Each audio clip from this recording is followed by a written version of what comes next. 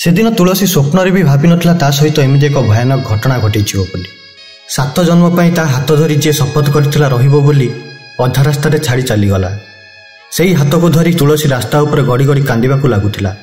सावित्री व्रत दिन एमती एक घटना घटी जाइछि जहाको शुणिले आपणकर छाती थरी उठिबो। भिडियोटी आरंभ करिया पूर्वरु दर्शक बंधु मानकू गोटे अनुरोध, भिडियोटी शेष पर्यंत देखंतु। आ भिडियोटी भल लागिथिले कमेंट रे जय जगन्नाथ निश्चय लिखंतु। सेदिन किछि कारण भी नथिला, किंतु तुलसी और अमित भितरे गोटे सामान्य कथा को नहीं मनमालिन्य हो गला। एमती तो हुए समस्तक भितरे, तेबे काहेकि केजाणी उभय ए घटना को नहीं भीषण मात्रा क्षताक्त होइतिले। हेबेनि बा काहेकि सेमानकर बाहाघर जमा वर्षे हेइछि। आ बड़ सरागरे तुलसी सावित्री व्रत प्रथम थर पालन करने बाहरी, किंतु कौन सब गोलमाल घटीगला जे किछि दिन हेब दुई जन परस्पर प्रति अचिन्हा लोक परि व्यवहार करबा आरंभ कर दैछंती। तुलसी सोफारे बसी मन दुखरे पुराणा दिनर स्मृति रे निजकु निमग्न करि दैथिला। अचानक मोबाइल विकट शब्द करी बाजी उठिला। अजଣା नंबर देखि से फोन न उठाई चुपचाप बसी रहिला, किंतु बारंबार से नंबर कॉल आसिबाकू लागिला। फोन रे से कौन शुणिला केजाणी लथ करी सोफा उपरे बसी पड़िला। तुलसी और अमित सबुदिन परस्पर को भेटती बस स्टाण्ड रे। नीति देखा हेबा पर सेमानक भितरे बढ़िथिला आत्मीयता। से आत्मीयता जे केतेबेले प्रेमर रूप नहीं सारिथिला से विषय दुई जन अज्ञ थिले। दुई जनकर जाति अलग होइथिबारु विवाहर स्वप्न बारंबार देखि मध्य भांगिबाकू विवश होई पडुथिले सेमाने। किंतु जेतेबेले प्रेमर शक्ति विरोधाभास ठारू अधिका होइगला, एक मंदिर रे उभय विवाह बंधन आबद्ध होइगले।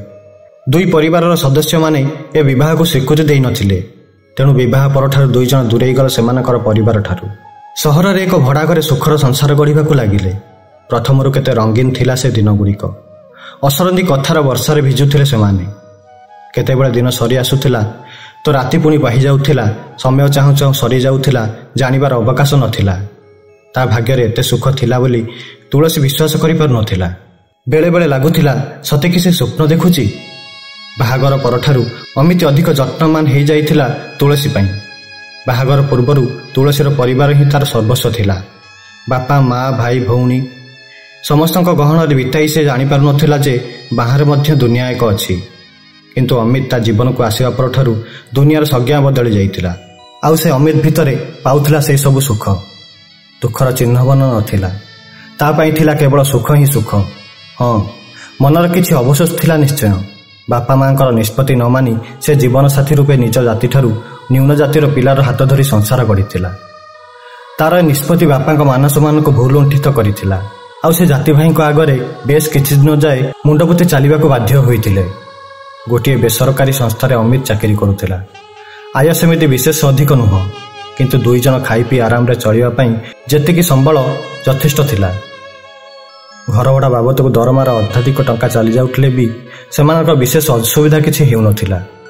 सब तो किछि ठीक चलीथिला। सकाळे गरम चाहा कप धरी सारा दुनियार खबर विषय आलोचना कला बेलकू बेले बेले गंभीर हो जाए तुलसी। दिन को दिन बढ़ी चलीथिबा दुर्घटनार खबर नजर रे पड़िले ताहा देह भितरटा सिहरी उठे। एमिति अकाल मृत्युवरण करिथिबा लोकंकर परिवार पई ता आखिरु झरी आसे दुई बंदा लुह। केबे केबे अमित्र हाथ धरी कुहे, आजिकाली एमिति घटना सब केते मात्रा रे बढ़ी गलानी। तुमे टिके सावधान रे जिबा आसिबा करुथिबो। तुमर कौन हेले मो अवस्था कौन हेबो कहिलो। तुलसीर मन भितर छपी रहिथिबा आशंका को ठीक परखि पारे अमित। से तुलसीर मुंडरे हाथ बुलेई आनी कुहे, सेमिति डरिले हेबनी तुलसी। एते लोक जिबा आसिबा करूछंती, काहार किछि हेउनी, मोर भी किछि हेबनी। तुमे व्यस्त हुअनी। महाप्रभुଙ୍କ आगरे मु शपथ करिछि 7 जन्म जाए तुम हाथ धरिथिबि। मते तड़ी देले भी तुमको छाड़ी मु कुआडे जिबिनी। एबे आखिर मोती झराइबा बंद करी टिके हसी दियो, मो ऑफिस जिबा समय हो गलानी।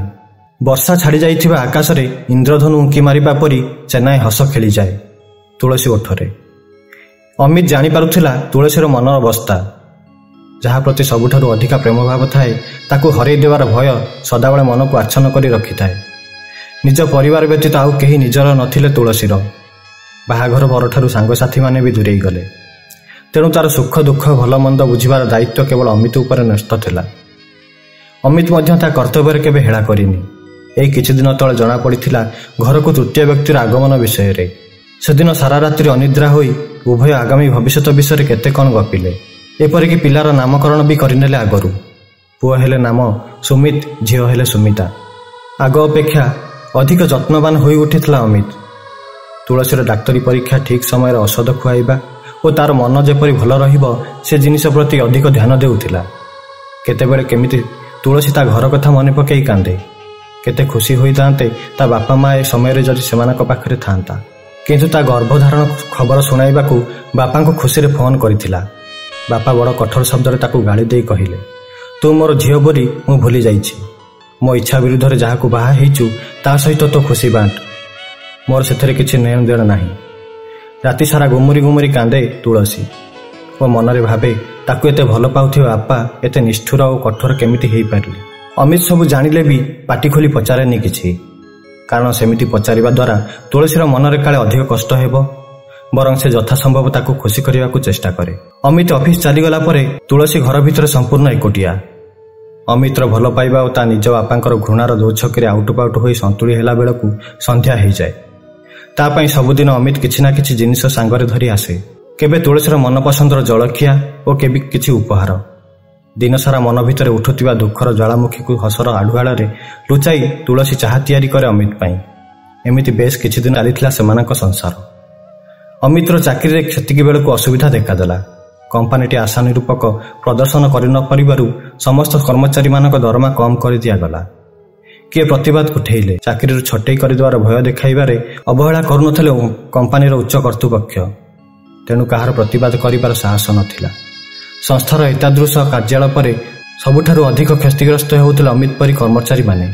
ମାସକର ଦରମା ମାସ ଶେଷ ବେଳକୁ ନିଅଣ୍ଟ, ପୁଣି ସେଥିରେ ଯଦି ଦରମା କମିଯିବ ଅବସ୍ଥା ଶୋଚନୀୟ ହେବା ସ୍ୱାଭାବିକ। ତୁଳସୀର କାନକୁ ଏ ବିଷୟ ନେଇନଥିଲା ଅମିତ, କାରଣ ଏ ଅବସ୍ଥାରେ ତୁଳସୀର ମନରେ କୌଣସି ପ୍ରକାରର ଚାପ ଦେବାକୁ ଚାହୁଁନଥିଲା ସେ। ଭୟଙ୍କର ମାନସିକ ବିଷାଦରେ ରହିବା ପରେ ବି ବେଶ ସ୍ୱାଭାବିକ ବ୍ୟବହାର କରୁଥିଲା ଅମିତ। ସେଦିନ ବୋଧେ ତୁଳସୀ ପୁଣି ତା ବାପାଙ୍କୁ ଫୋନ୍ କରିଥିଲା। ଅମିତ ଘରକୁ ଆସିଲା ବେଳକୁ ତୁଳସୀ ଆଖି ଦୁଇଟି କାନ୍ଦି କାନ୍ଦି ଫୁଲି ଯାଇଥିଲା। ତା ମନ ଓ ହୃଦୟର ଅବସ୍ଥା ବେଶ ସ୍ପଷ୍ଟ ଦିଶୁଥିଲା। ତୁଳସୀ ହାତକୁ ବଢ଼େଇଥିଲା ଏକ ଉପହାର ଓ ହସି ହସି କହିଲା, ଚାହା କପେ ଦିଅ ତୁଳସୀ। ସେଦିନ ଅମିତର ହସର ପ୍ରତ୍ୟୁତ୍ତର ମିଳିନଥିଲା। ତୁଳସୀ ଆଖିରେ ସେ ଆଣିଥିବା କୌଣସି ଜିଜ୍ଞାସା ମଧ୍ୟ ଦୃଷ୍ଟି ହେଲାନି। ଟିକେ ଅସ୍ୱାଭାବିକ ଲାଗିଲେ ବି କୌଣସି ମତେ ପରିସ୍ଥିତିକୁ ହାଲୁକା କରିବାକୁ ଅମିତ ଗପ ଆରମ୍ଭ କରିଦେଲା। କିନ୍ତୁ ତୁଳସୀର ମୁହଁର ଭାବଭଙ୍ଗୀରେ କୌଣସି ପରିବର୍ତ୍ତନ ନ ଦେଖି ସେ ଟେଲିଭିଜନ ଖୋଲି ବସିଲା। ତୁଳସୀ ଚାହା କପେ ଥୋଇ ପୁଣି ଚାଲିଗଲା ଶୋଇବା ଘରକୁ। ଅଫିସ କାମର ଚାପ ଓ ତୁଳସୀ ଏପରି ବ୍ୟବହାର ଦେଖି ଟିକେ କ୍ଷୁବ୍ଧ ହେଲା ଅମିତ। ମାତ୍ର ମନର ଭାବନାକୁ ମନରେ ରଖି ପୁଣି ତୁଳସୀକୁ ପଚାରିଲା, କ'ଣ ହେଇଛି ତୁଳସୀ, ଆଜି କାହିଁକି ଏତେ ଗୁମସୁମ ହେଇ ବସିଛ? ଦେହ ଭଲ ଲାଗୁନି କି? ସେ ପ୍ରଶ୍ନ ନିହାତି ସାଧାରଣ ଥିଲେ ମଧ୍ୟ ତୁଳସୀ ମନରେ କୁହୁଳି ଉଠୁଥିବା ଦୁଃଖର ପ୍ରଖର ସ୍ରୋତକୁ କୂଳ ଭାଙ୍ଗି ପ୍ରବାହିତ କରି ଦେବା ପାଇଁ ଯଥେଷ୍ଟ ଥିଲା। ମୁହଁକୁ କଠୋର କରି ତୁଳସୀ କହିଲା, କାହିଁ ଏତେ ଦିନ ହେଲାଣି ମୋ ମନର ଦୁଃଖ ତୁମକୁ ଦିଶୁନଥିଲା? ଆଜି କାହିଁକି ସବୁ ଜଳ ଜଳ ଦିଶିଗଲା? ମୋ ଦେହ ଭଲ ରହିଲେ କି ଖରାପ ହେଲେ ତୁମର କେତେ ଆସେ? ତୁମେ ତୁମ କାମ ସମ୍ଭାଳ, ମୁଁ ଘରେ ଏମିତି ପ୍ରତିମୂର୍ତ୍ତି ପରି ପଡ଼ି ରହିଥିବି, ତୁମ କାମ କରୁଥିବି। ଏତିକି କହି ତୁଳସୀ ମୁହଁରେ ଚଦର ଢାଙ୍କି କାନ୍ଦିବାରେ ଲାଗିଲା। କିନ୍ତୁ ହେଲା କ'ଣ? ସେତିକି ତ କୁହ, କାହିଁକି ତୁମ ମନ ଦୁଃଖ? ସେ କଥା ଜାଣିବାର ଅଧିକାର କ'ଣ ମୋର ନାହିଁ? ଓହ, ବନ୍ଦ କର ଅମିତ ସେ ଫାଲତୁ କଥା ସବୁ। ଅଧିକାର, ସମ୍ପର୍କ, ଦାୟିତ୍ୱ, ନିବିଡ଼ତା ଏମିତି ସବୁ ଫାଙ୍କା ଶବ୍ଦରେ ମୋତେ ବାନ୍ଧିବାକୁ ଚେଷ୍ଟା କରନି। ମୋ ପାଖରୁ ଦୟାକରି ଚାଲିଯାଅ। ମୋର ତୁମ ସହ ଯୁକ୍ତି କରିବାର ଆଗ୍ରହ ବା ଶକ୍ତି ନାହିଁ। କିନ୍ତୁ ତୁଳସୀ, ତୁମ ପେଟରେ ବଢ଼ୁଥିବା ସେ କ୍ଷୁଦ୍ର ପ୍ରାଣଟିର କଥା ଟିକେ ଭାବ। ତୁମ ମନର ଅବସ୍ଥା ଏମିତି ହେଲେ ତାକୁ କୁପ୍ରଭାବ ପଡ଼ିବ। ଓହୋ, ତାହେଲେ ଏମିତି କଥା, ସେଥିପାଇଁ ଏତେ ଚିନ୍ତିତ। ବେଶ ଭଲ ଅଭିନୟ କରିପାର ତୁମେ ଅମିତ, ମାନିଗଲି ତୁମକୁ। ଏମିତି ଅଭିନୟ କରି ମୋ ଜୀବନକୁ ସାରଖାର କରିଦେଲ ତୁମେ। କବାଟ ବନ୍ଦ କରି ଅମିତ ବାହାରକୁ ଚାଲିଗଲା। ଆଖିରେ ଲୁହର ଝରଣା।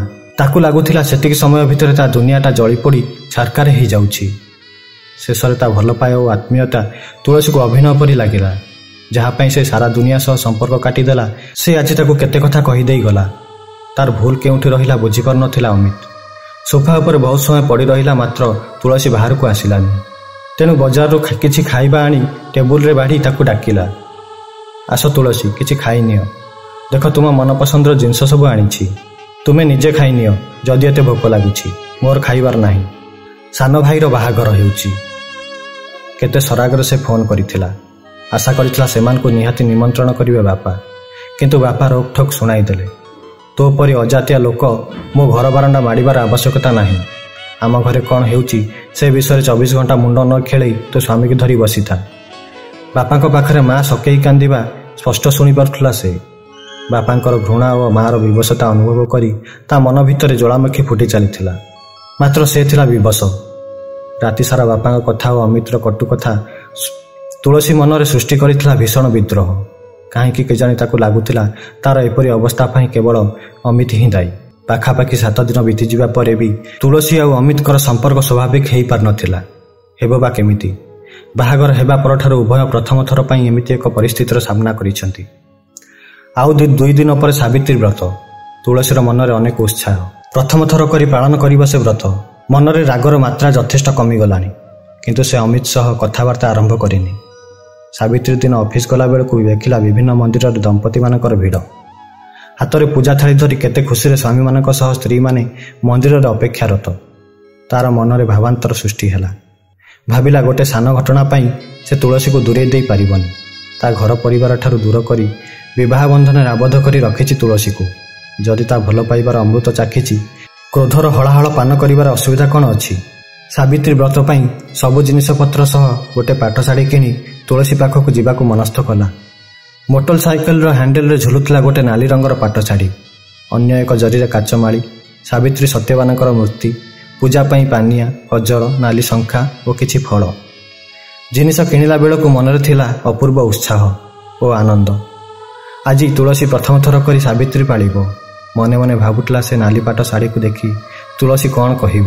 କହିବ କି ଏତେ ଦାମିକା ଶାଢ଼ୀଟା କାହିଁ ଆଣୁଥିଲ? ଏମିତି ଭାବନାରେ ସୁଅରେ ବାସିବା ବେଳକୁ ପଛରୁ ଜୋରରେ ଧକ୍କା ମାରିଥିଲା ଗୋଟେ ବଡ଼ 10 ଚକିଆ ଟ୍ରକ୍। ଟ୍ରକ୍ର ଚକା ତଳେ ପଡ଼ିଗଲା ଅମିତ ଓ ତା ମୋଟର ସାଇକେଲ। ଲୋକେ ହାଁ ହାଁ କରି ସେ ଜାଗାକୁ ଦୌଡ଼ି ଆସିଲା ବେଳକୁ ଅମିତ ଉପରେ ଟ୍ରକ୍ଟି ସମ୍ପୂର୍ଣ୍ଣ ଚଢ଼ି ଯାଇଥିଲା ଓ ତା ଶରୀରଟି ଏକ ରକମର ମାଂସପିଣ୍ଡୁଳାରେ ପରିବର୍ତ୍ତିତ ହୋଇଯାଇଥିଲା। କେବଳ ଅକ୍ଷତ ଥିଲା ତାହାର ଡାହାଣ ହାତ, ଯେଉଁଥିରେ ସେ ଜାବୁଡ଼ି ଧରିଥିଲା ତୁଳସୀ ପାଇଁ ନେଇଥିବା ନାଲି ଶାଢ଼ୀଟି। ଅଟୋରିକ୍ସାରୁ ଓହ୍ଲାଇ ତୁଳସୀ ଆଖି ଆଗରେ ଅପେକ୍ଷାରତ ନିୟତିର କ୍ରୂର ପରିହାସକୁ ସାମ୍ନା କରିବାର ସାହସ ଜୁଟାଇ ପାରୁନଥାଏ। ତଥାପି ସେ ତଳକୁ ଗଲା ଓ ଦେଖିଲା ଟ୍ରକ୍ ଚକା ତଳେ ପଡ଼ିଥିବା ରକ୍ତ ମାଂସର ପିଣ୍ଡୁଳା, ଯାହା ସହିତ ଲାଗି ରହିଥିଲା ନାଲି ରଙ୍ଗର ପାଟଶାଢ଼ୀ ଧରିଥିବା ଏକ କ୍ଷତାକ୍ତ ହାତ। ସେହି ହାତଟିରେ ଲାଗିଥିଲା ଏକ ହାତ ଘଣ୍ଟା, ଯାହା ତୁଳସୀ ବାହାଘର ଆଗରୁ ଉପହାର ଦେଇଥିଲା ଅମିତକୁ। ତୁଳସୀ ସ୍ପଷ୍ଟ ଦେଖିପାରୁଥିଲା ରାସ୍ତା ଉପରେ ବିଛାଡ଼ି ହୋଇ ପଡ଼ିଥିବା ଅମିତ ଓ ତା ସ୍ୱପ୍ନର ଭଗ୍ନ ସ୍ତୂପକୁ, ତା ସହିତ ସେମାନଙ୍କର ଭଲ ପାଇବା। ବଡ଼ କଷ୍ଟରେ ସେ ଅମିତର ହାତ ପାଖକୁ ଗଲା ଓ ତା ହାତକୁ ନିଜ ହାତରେ ଜାବୁଡ଼ି ଧରି ବୁକୁ ଫଟେଇ କାନ୍ଦିବାରେ ଲାଗିଲା। ପାଖରେ ଘେରି ରହିଥିବା ଲୋକଙ୍କୁ କେବଳ ଏତିକି ଶୁଭୁଥିଲା, ତୁମେ ଏମିତି ବିଶ୍ୱାସଘାତକ କେମିତି ହୋଇପାରିଲ ଅମିତ? 7 ଜନ୍ମ ପାଇଁ ମୋ ହାତ ଧରି ରହିବ ବୋଲି ଶପଥ କରି ଅଧା ରାସ୍ତାରେ ମୋତେ ଛାଡ଼ି ଚାଲିଗଲ। ସେ ହାତକୁ ଧରି ତୁଳସୀ ରାସ୍ତା ଉପରେ ଗଡ଼ି ଗଡ଼ି କାନ୍ଦିବାକୁ ଲାଗିଲା। କିଏ ଜଣେ କହିବାର ଶୁଣାଗଲା, ବିଚାରୀର ଭାଗ୍ୟ ଦେଖ, ଆଜି ପରି ଦିନରେ ଯମ ସ୍ତ୍ରୀ ଲୋକଟିର ସତ୍ୟବାନକୁ ନେଇଗଲା ଓ ପ୍ରାଣ ଛାଡ଼ିବା ସମୟରେ ସ୍ତ୍ରୀ ଲୋକଟି ତା ସତ୍ୟବାନକୁ ଦେଖି ମଧ୍ୟ ପାରିଲାନି। ରାସ୍ତା ଉପରେ ଲୋଟି ପଡ଼ି କାନ୍ଦୁଥିଲା ଜଣେ ବିବର୍ଣ୍ଣ ସାବିତ୍ରୀ।